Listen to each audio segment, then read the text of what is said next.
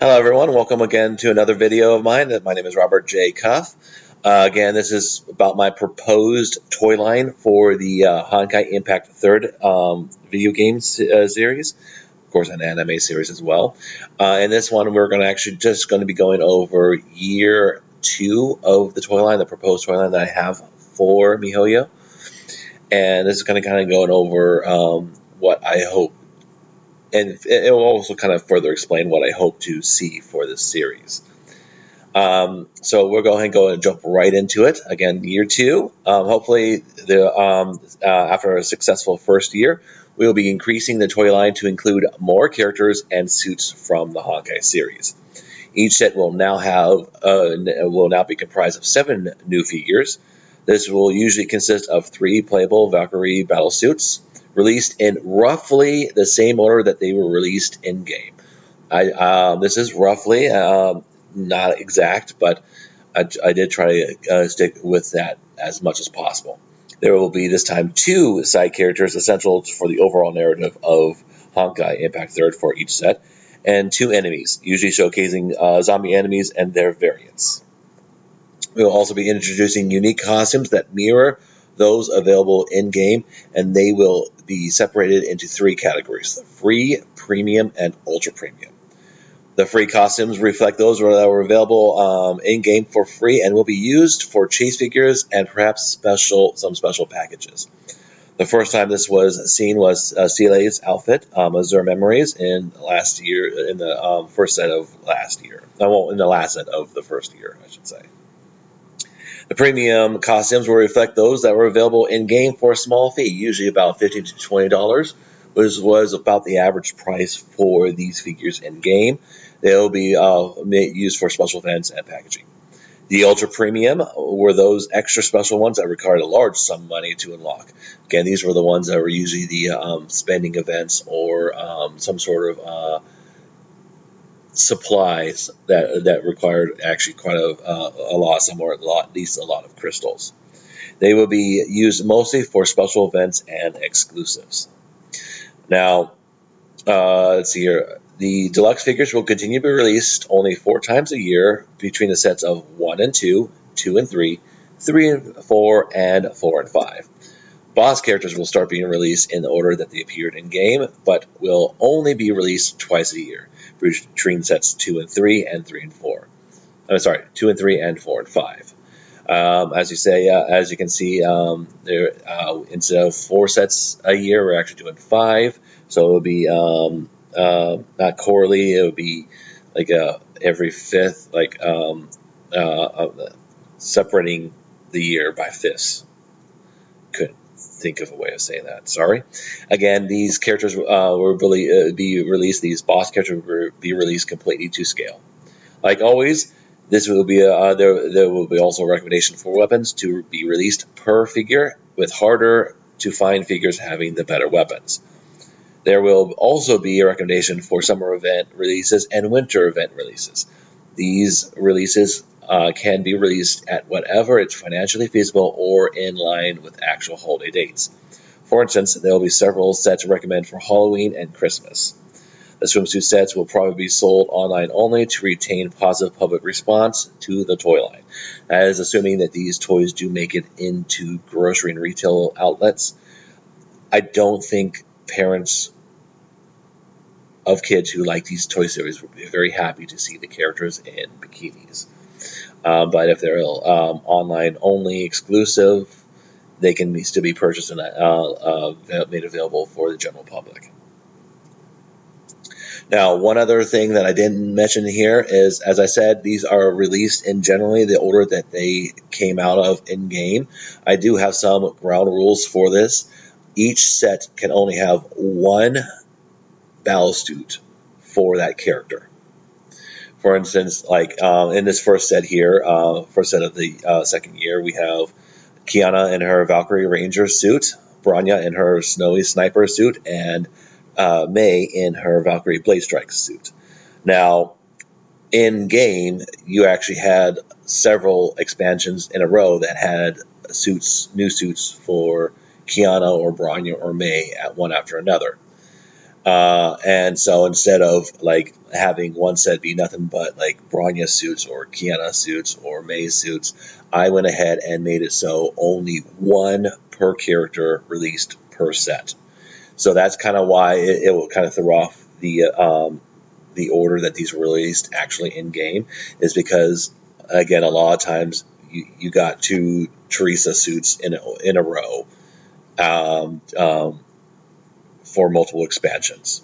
And that was especially prevalent with Bronya, who there I remember there was a time like I think 2 or 3 expansions had new suits for her, and sometimes there was 2 suits per expansion of just Bronya, and Bronya had a lot of suits. I didn't want that to happen at Toyline, because the way I kind of think about it is parents are buying these things and they're like, this is just the same character over again, and this hopefully will mitigate that and kind of make it more receptible for the parents to purchase these suits. Now, again, here we have the variants, the recolors out there as chase figures, with ultra rare chase being an early on unique outfit for Blade Strike. And then we got the 2 main characters, Anti and Tropy, got Nikola Tesla and Einstein. We also have Ranger and Praetorian. This is the first recolors of those original zombies. And this will kind of keep on going throughout the series. Again, here are the recommended weapons per. I thought this is a joke weapon. I thought it was very suitable for that suit, so I went ahead and gave it to them. Here we have probably one of the first signature weapons available for the toy line, given to this variant of Snowy Sniper, just because there was very little additional outfits for the Snowy Sniper suit. So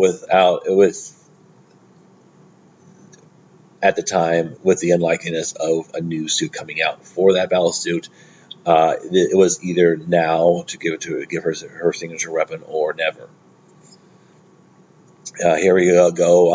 Of course, the last set had Honkai outfits from Honkai creatures from the last year, so we went ahead and flipped it for mechs, and this is the variants of those original 2 mechs.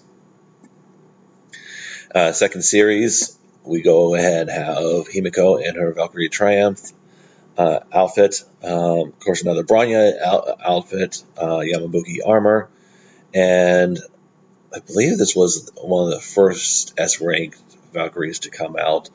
Violet Executor for Teresa. We also got Otto Apocalypse and Siegfried Castellana coming out. The variants here, and then of course their suits.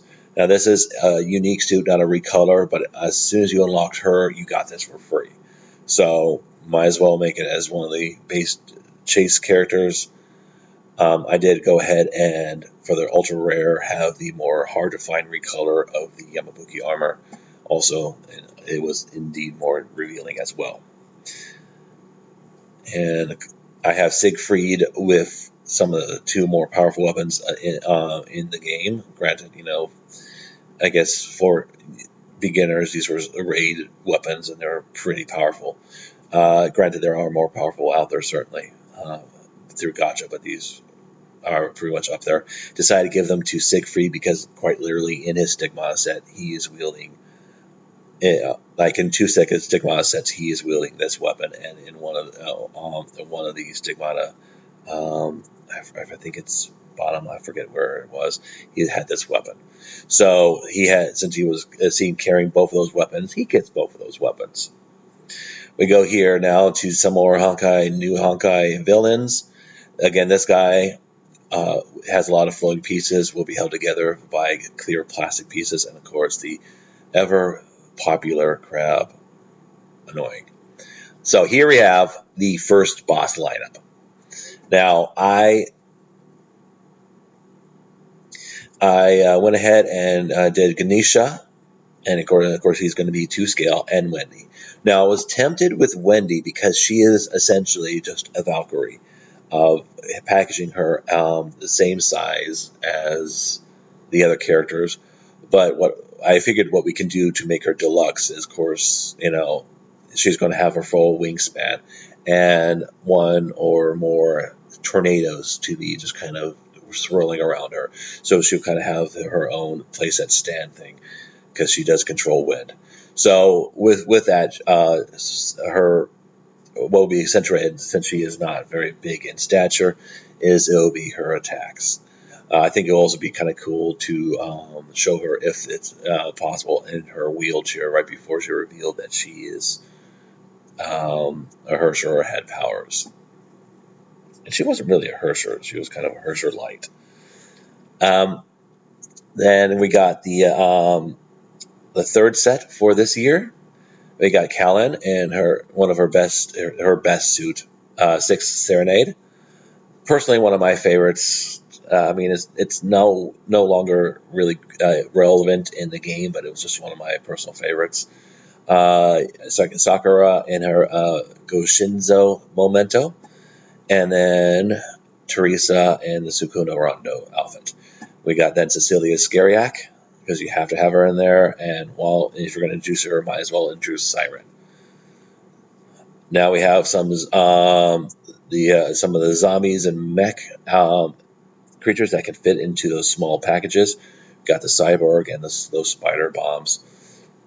Here we have the recolors for those two suits. She never had a recolor, but again, this was available, I think, the next expansion after Sukuna Rondo was revealed. You got, of course, the Magical Girl Terry outfit. And I went ahead and gave her the matching cross that came out shortly thereafter that fit that outfit so well.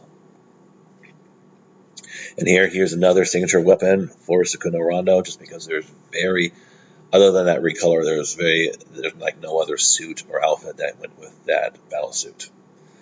Here we have some new mech bots for the deluxe lineup.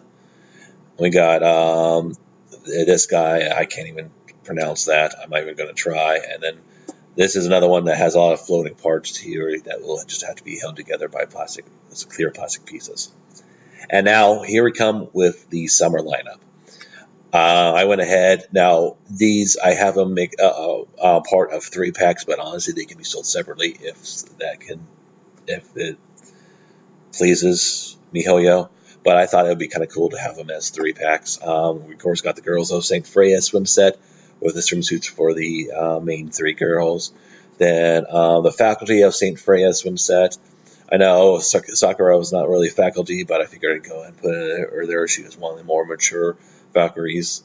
So I went ahead and put her in with Teriri and, of course, Himiko. This is one of the more harder to find swimsuits that were available.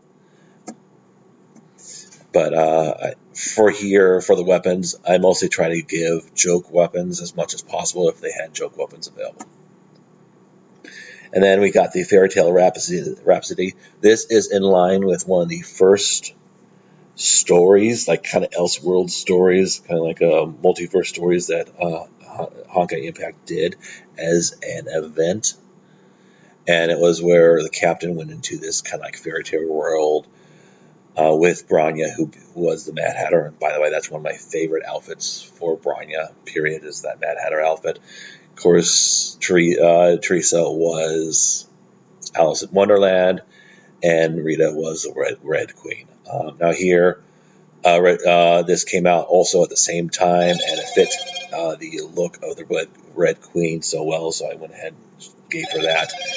And since the Oath of Judah was so prominent in this first Elseworld story, because Teresa was found literally inside Oath of Judah, sleeping. Don't ask me why or how, but that's what it said in the story.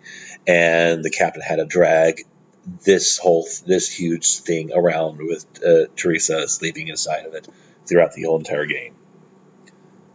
I mean, you didn't see him drag it because there's no actual appearance of what the captain should look like, but yeah. So now we have the 4th set of this second series. We have Kiana in her Divine Prayer, Himiko in her Scarlet Fusion, and Mei in the Shadow Dash. Again, there was only variants of those two with an ultra hard variant for the Himiko Scarlet Fusion. Then we have Edison and Schrodinger to just kind of round out Anti-Entropy. I think there's a few other characters that we need to make for them to be fully fleshed out.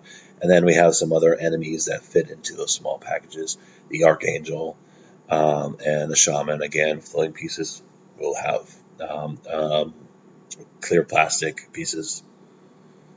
Plus, with these guys that actually fly, what we'll probably do is have a stand that will have a clear plastic peg that kind of attaches at the bottom or in the back of these creatures to kind of help them float and fly.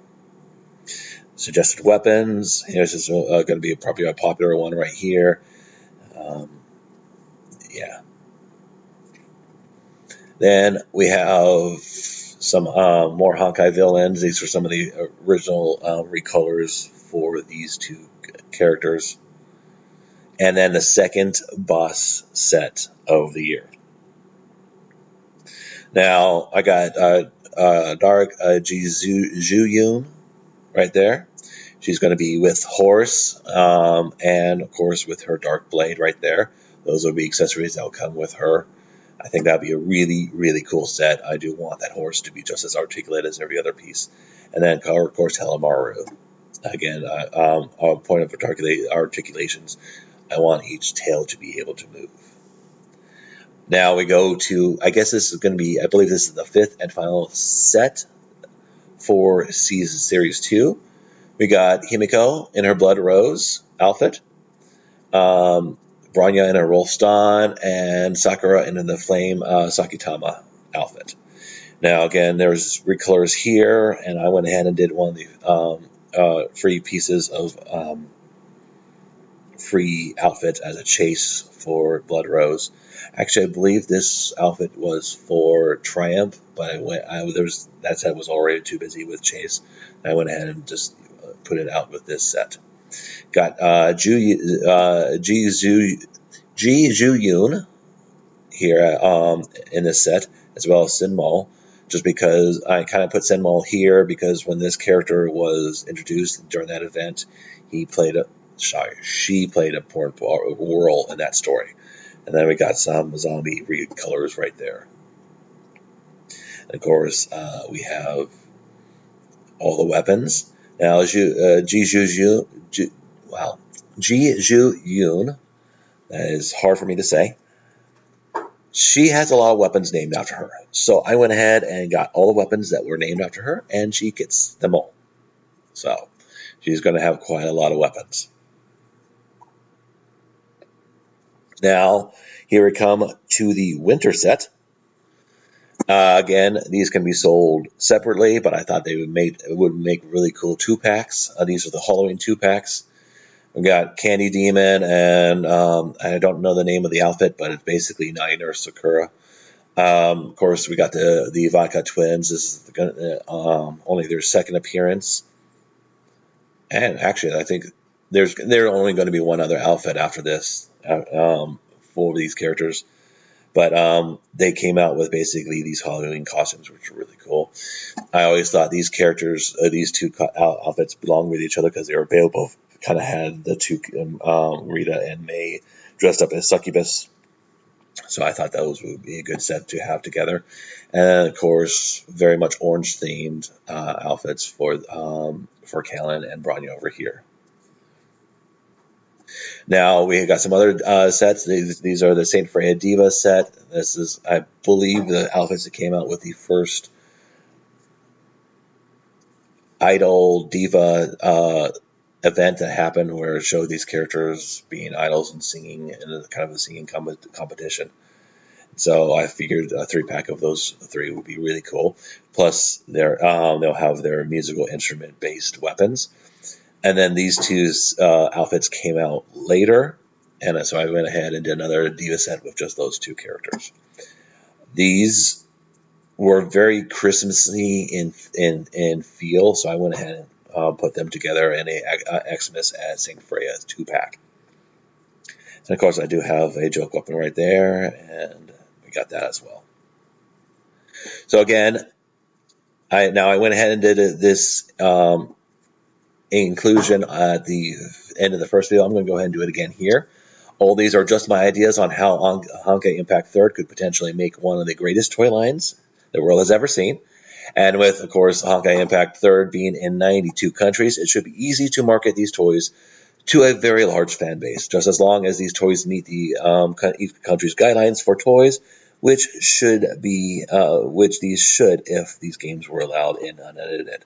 And for those that cannot be sold directly in each country, the consumer can simply purchase them over the internet. All of these are just recommendations, nothing is set in stone. If we want these figures to come out faster, we can make those adjustments. Slower, those adjustments can be made as well. Switching the order of the figures or the weapons each figure gets can be easily done. This proposed lineup is just a starting point. Again, who am I? My name is Robert J. Cuff. Again, I have a background through customer service, which I'm trying to get out of, as well as 3D modeling and texturing, interest of video games, music, anime, action figures, and of course, superheroes. I am also a creative writer in my free time. I'm also a fan, and I'm also looking for hopefully Miho to hire me to make this set real. So that's kind of what I'm going on. I went ahead and put this bibliography here so you can see all where I got all of my pictures from. And here's some more information for some more background. But otherwise, that was it. I'm going to go ahead and do another video that's going to be coming out shortly. That video is going to comprise of year 3, and it's going to get a little bit even crazier in year 3 as I kind of further reveal kind of my overall image for this set. But go ahead and tune in then. I do want to thank you for tuning in now. If you like this video, go ahead and hit the like button. If you have comments and suggestions on how we can get this changed, go ahead and leave that down in the comments as well. And I want to thank you guys for watching this, and you have a wonderful day.